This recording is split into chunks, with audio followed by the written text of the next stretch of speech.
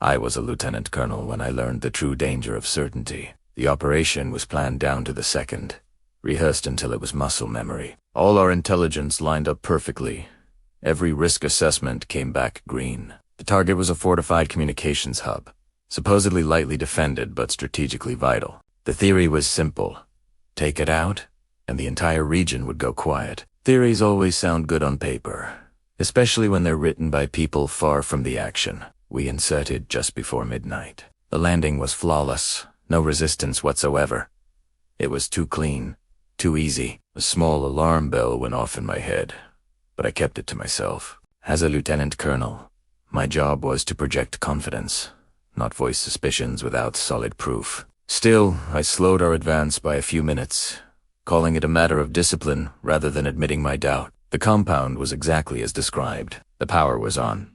Antennas spinning, but it was completely empty. No guards, no technicians, not even a sign of a hasty evacuation. The equipment was still warm, as if someone had just walked away moments before we arrived. That unsettling detail bothered me more than gunfire ever could. You can react to an enemy you can see. You can't react to an intention you don't yet understand. As my team began to work on the systems, the trap was sprung.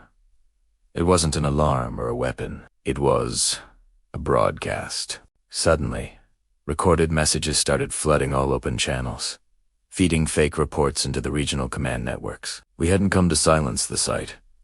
We had come to activate it. I immediately ordered a full shutdown, but the system was complex, layered, and deliberately designed. Every step we took was just completing a process someone else had started.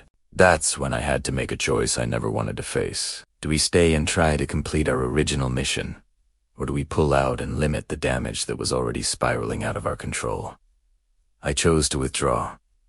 The enemy never fired a shot. They didn't need to.